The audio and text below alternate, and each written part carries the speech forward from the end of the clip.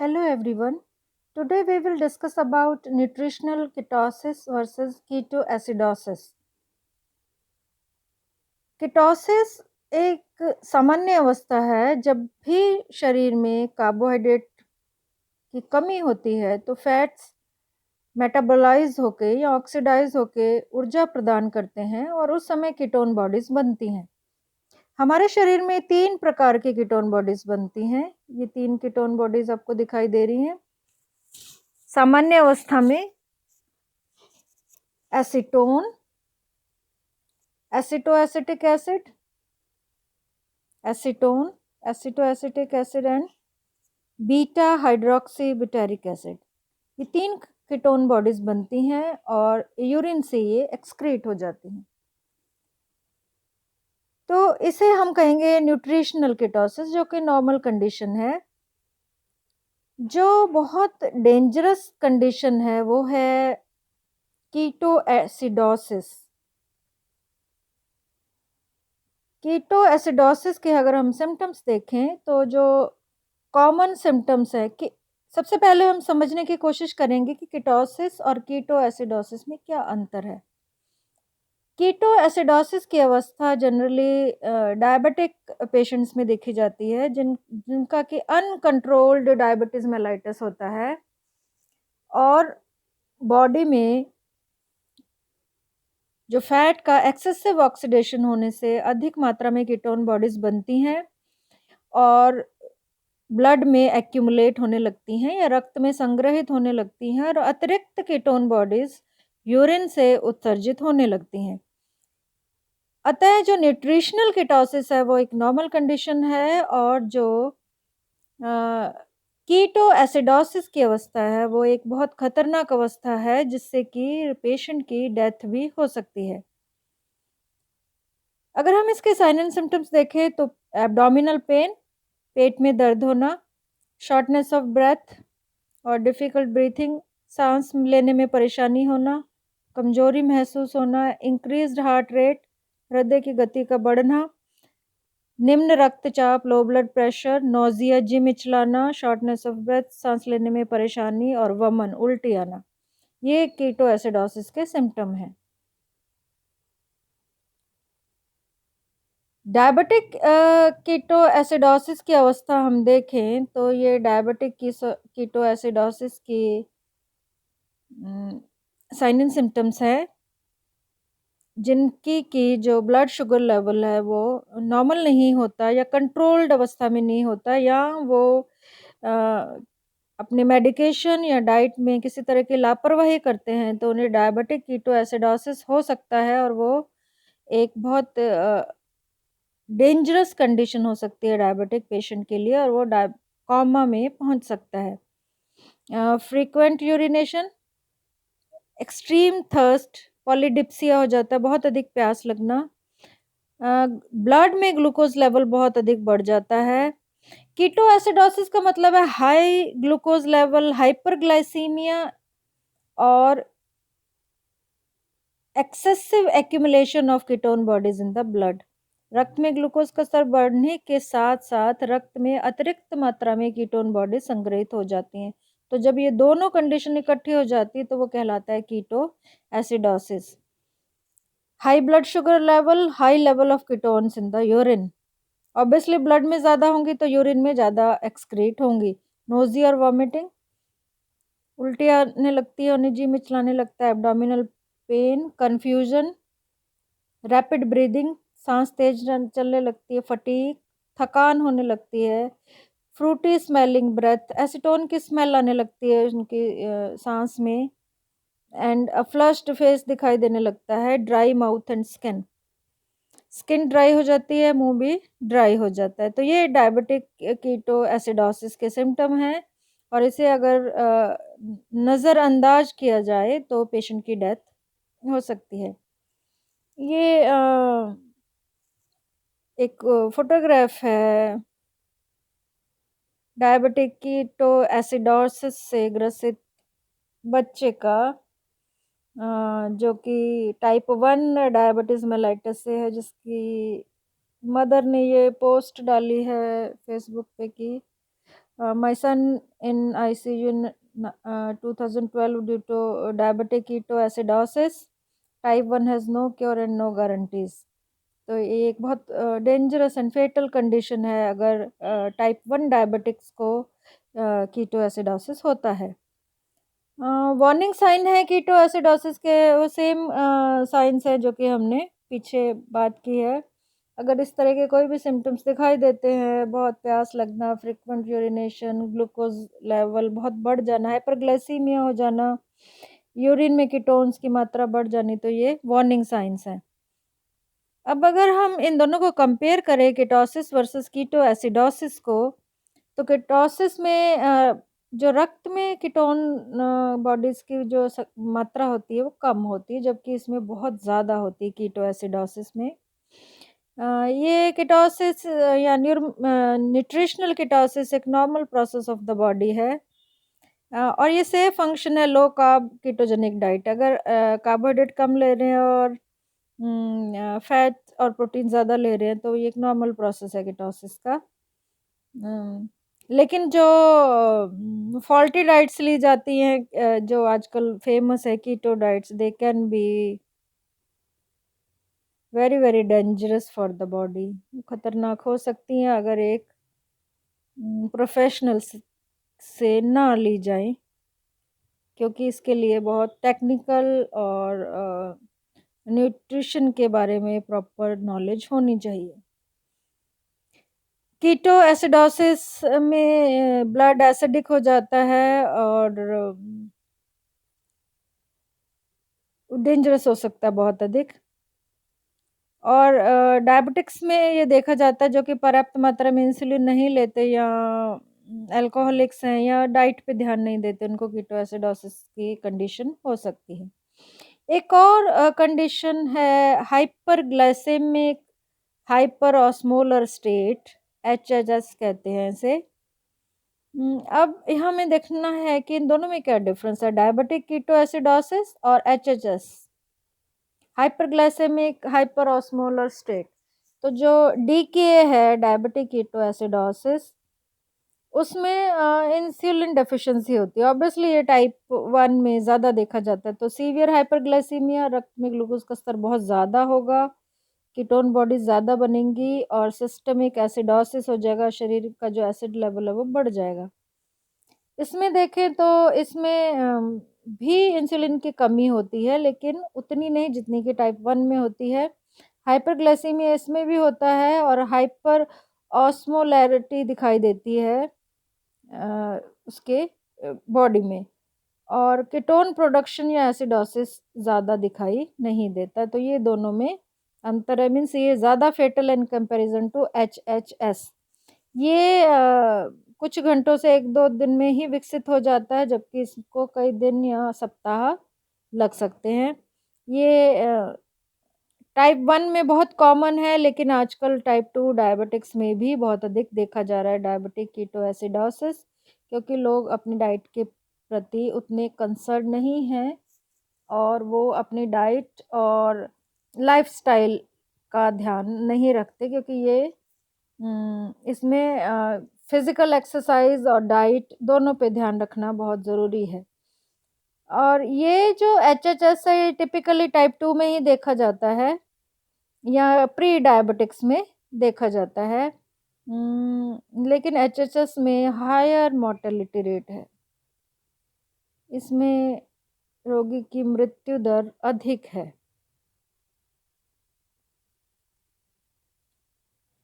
ये जो keto acidosis के साइंस हैं, ये आजकल बहुत रिसर्च का विषय है कि can low carb diets cause it.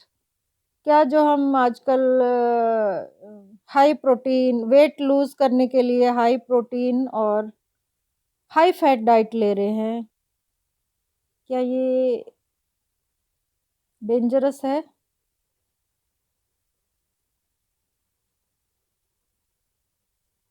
क्योंकि ये वेट लॉस तो करेगा, लेकिन क्या ये एक नॉर्मल तरीका है वेट लॉस करने का? बिकॉज़ जितने भी न्यूट्रिशनिस्ट हैं वो कहते हैं कि जो डाइट है वो बैलेंस्ड डाइट होनी चाहिए, उसमें carb, protein, fats, minerals, vitamin सभी होने चाहिए। लेकिन जब हम कार्बोहाइड्रेट्स को बिल्कुल डाइट में से हटा देते हैं और हाई प्रोटीन और हाई फैट डाइट लेते हैं तो बॉडी का जो फैट है वो ऑक्सीडाइज़ होता है और उससे वेट लूज़ होने लगता है। लेकिन क्या ये हेल्दी तरीका है वेट लूज़ करने का? ये एक रिसर्च का विषय है। अब जो कीटो डाइट को बहुत अच्छी डाइट मानते हैं, वो कहते हैं कि ये एक टॉपिक रिसर्च का टॉपिक है, ये कह रहे हैं कि कीटो मिथ है, पेट्रोल और डीज़ल, कार्बोहाइड्रेट्स और fat, which one is the best? जो कीटो डाइट को रिकमेंड करते हैं, वो कहते हैं कार्बोहाइड्रेट्स सिर्फ़ क्विक एनर्जी देते हैं और उनका कोई फ़ायदा नहीं है, जबकि फैट्स अच्छे फैट्स डाइट में शामिल करने चाहिए। ये आप देख सकते हैं गुड फैट्स, ये सारे गुड फैट्स हैं। एवोकाडो, वॉलनट्स, नट्स, ये सभी डाइट में शामिल करने चाहिए। ऑलिव ऑयल जो कि बॉडी वेट को मेंटेन करते हैं। ये भी एक कीटो डाइट है, जिसमें कार्बोहाइड्रेट्स की मात्रा बहुत कम है और प्रोटीन्स और फैट्स बहुत ज़्यादा है। तो जो इस कीटो डाइट को रिकमेंड कर रहे हैं, वो कह रहे हैं वेट लूज़ करने का एक ही तरीका है कि आप कीटो डाइट पे जाइए, जिससे कि आपका जो एक्स्ट्रा बॉडी फैट है वो ऑक्सीडाइज़ हो जाएगा और कार्बोहाइड्रेट की न्यूनतम मात्रा लीजिए। अब अगर हम थोड़ा-सा बात करें कीटोसिस और कीटोएसिडोसिस के बारे में, तो जो नॉर्मल इंडिविजुअल्स हैं उनमें हमेशा शरीर में हमारे कीटोन बॉडीज़ बनती हैं। 3 प्रकार के कीटोन बॉडीज़ हैं जो कि लिवर बनाता है और उनका यूटिलाइज़ेशन होता है एक्स्ट्रा हेपेटिक टिश्यूज़ द्वारा। लिवर के अलावा अन्य ऊतकों द्वारा इनका यूटिलाइज़ेशन होता है। हमारे ब्लड में मेंटेन्ड रहती है कीटोन बॉडीज़ की मात्रा 1 मिलीग्राम पर डीएल, डीएल मीन्स डेसीलीटर और 100 एमएल, और यूरिन में इनका एक्सक्रीशन बहुत लो होता है। तो जो रूटीन यूरिन टेस्ट हैं उसमें कीटोन बॉडीज़ बहुत कम दिखाई देती हैं। जब रक्त में कीटोन बॉडीज़ का जो निर्माण है या जो संश्लेषण है वो उनके यूटिलाइज़ेशन से या उनके उपयोग से अधिक हो जाता है, तो रक्त में इनकी सांद्रता बढ़ती जाती है and this is known as ketonaemia. जब हम किसी टर्म के पीछे MIA लगाते हैं मीन्स इन ब्लड, तो ketones in blood means ketonaemia कहलाता है जब इनकी मात्रा बढ़ जाती है। जब भी ब्लड में कीटोनीमिया होगा, ऑब्वियसली ये यूरिन में एक्सक्रीट होंगी और उसको हम क्या कहेंगे? कीटोयूरिया। रक्त में जब कीटोन बॉडीज़ बढ़ती हैं, कीटोनीमिया कहलाती है और वो अतिरिक्त मात्रा में कीटोन बॉडीज़ यूरिन में एक्सक्रीट होने लगती है, जिन्हें कीटोनयूरिया कहते हैं। और इस कंडीशन को कीटोसिस कहा जाता है। और जब जो ब्रेथ में एसीटोएसीटेट या एसीटोन की स्मेल आने लगे, तो इसे कीटोसिस कहा जाता है। मोर फेटल है कीटोएसिडोसिस जब खास करके टाइप 1 डायबिटिक्स में देखा जाता है। वो किसी भी तरह के बायोलॉजिकल स्ट्रेस में आते हैं, कोई इन्फेक्शन हो सकता है, हार्ट अटैक हो सकता है, हार्ट डिजीज़ हो सकती है, फिज़िकल ट्रॉमा हो सकता है और वो किसी भी तरीके से इंसुलिन पर्याप्त मात्रा में नहीं ले रहे हैं, तो वो एक ऐसी पैथोलॉजिकल स्टेट में प्रवेश कर जाते हैं, जिसे कहते हैं डायबिटिक कीटोएसिडोसिस। इन सर्कमस्टेंसेस में जो ब्लड में अगर बिल्कुल कम या इंसुलिन नहीं है, तो इससे 2 कंडीशन आपस में इकट्ठी जुड़ जाएँगी, एक तो हाइपरग्लाइसीमिया, एक कीटोसिस या कीटोएसिडोसिस। तो अधिक बढ़ा हुआ ग्लूकोज़ का स्तर और अधिक बढ़ा हुआ कीटोन बॉडीज़ का स्तर और इसके साथ ही हाई ग्लूकागॉन कंसंट्रेशन हो जाना, जब ये 3 कंडीशंस मिल जाती है, तो ये बहुत अधिक फेटल हो सकती है। क्योंकि ग्लूकागॉन इंसुलिन का एंटागोनिस्ट है, वो ग्लूकागॉन रक्त में और ग्लूकोज़ स्तर बढ़ाएगा। तो ये जो कंडीशन है low insulin in blood high glucagon in blood and high ketone bodies in concentration in blood, इनका एक ही डेडली कॉम्बिनेशन है जो कि फेटल हो सकता है, रोगी कॉमा डायबिटिक कॉमा में पहुंच सकता है।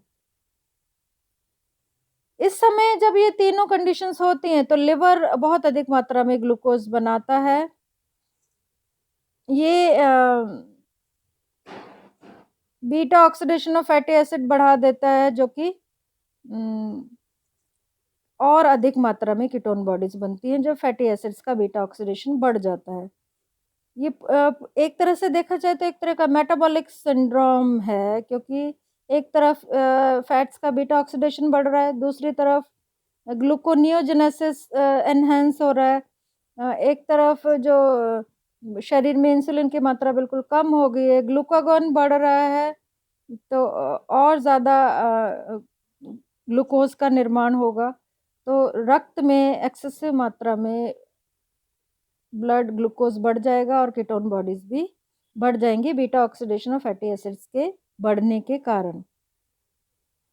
परिणाम स्वरूप जब बहुत ज़्यादा कीटोन बॉडीज रक्त में बढ़ जाती है तो ब्लड प्लाज्मा का जो पीएच है कम हो जाता है, जिससे किडनीज बहुत अधिक मात्रा में यूरिन को एक्सक्रीट करती हैं और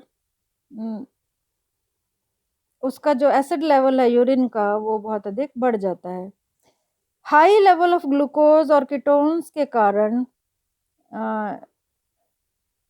जो यूरिन है उसकी एसिडिटी बढ़ जाती है, शरीर में ऑस्मोटिक प्रेशर पे इसका इफेक्ट पड़ता है और ऑस्मोटिक डायूरेसिस ऑफ ग्लूकोज के कारण शरीर से वाटर और इलेक्ट्रोलाइट्स उत्सर्जित होने लगते हैं और पेशेंट फेटल डिहाइड्रेशन की अवस्था में आ सकता है। मीन्स ये जो सारी कंडीशंस हैं ये ब्लड के पीएच, ऑस्मोटिक प्रेशर, इन सबको बहुत अधिक मात्रा में प्रभावित करती है और इसका किडनी पे भी बहुत अधिक इफेक्ट पड़ता है। जब बॉडी डिहाइड्रेशन की अवस्था में आ जाती है पॉलीयूरिया के कारण और एसिडिक यूरिन के कारण, तो ये पेशेंट के लिए बहुत अधिक डेंजरस हो सकता है। जो लोग लो कार्बोहाइड्रेट डाइट को फॉलो करते हैं उनमें भी कीटोसिस की अवस्था विकसित होती है। इस इंड्यूस्ड कीटोसिस को न्यूट्रिशनल कीटोसिस कहा जाता है, लेकिन ये बहुत ज़्यादा कीटोन बॉडीज नहीं बनती है न्यूट्रिशनल कीटोसिस के कारण। इनका जो कंसंट्रेशन होती है वो 0.5 to 5 mm होती है, जबकि पैथोलॉजिक कीटो एसिडोसिस में ये 15 से 25 mm हो सकती है। इसलिए ये जो पैथोलॉजिक कीटो एसिडोसिस है वो न्यूट्रिशनल कीटोसिस से बहुत अधिक फेटल है। और आजकल बहुत अधिक रिसर्च का विषय है कि जिनमें कीटो एसिडोसिस होता है उनमें अल्जाइमर डिजीज होने की संभावनाएं भी बहुत अधिक होती हैं। या ऐसा देखा गया है कि इस कंडीशंस के कारण अल्टीमेटली पेशेंट को धीरे धीरे अल्जाइमर भी हो सकता है। अगर हम क्विक रिव्यू करें तो अब हम समझ गए हैं कि कीटोसिस और कीटो एसिडोसिस में क्या अंतर है। कीटो डाइट को जो रिकमेंड करते हैं वो कहते हैं कार्बोहाइड्रेट सिर्फ ऊर्जा देते हैं, जबकि फैट्स, हेल्दी फैट्स आपको लेने चाहिए। लो कार्बोहाइड्रेट डाइट क्या सही है, ये एक रिसर्च का विषय है। डायबिटिक कीटो एसिडोसिस और हाइपरग्लाइसेमिक हाइपर ऑस्मोलर स्टेट के बीच में क्या अंतर है, कीटोसिस और कीटो एसिडोसिस में क्या अंतर है, वार्निंग सिग्नल्स इनके कौन कौन से हैं। ये एक फोटोग्राफ है जो कि डायबिटिक कीटो एसिडोसिस की सीवियरिटी को शो कर रहा है। ये साइन एंड सिम्टम्स हैं और सबसे खतरनाक साइन एंड सिम्टम है इसमें high blood sugar level 1 and high blood ketones level and तीसरा high ketones in the urine. ये 3 सिम्टम्स डायबिटिक कीटो एसिडोसिस के खतरनाक हैं। ये 3 3 प्रकार के कीटोन बॉडीज हैं नॉर्मल कंडीशन में हमारी बॉडी में बनती हैं, acetone, acetic acid and beta hydroxybutyric acid.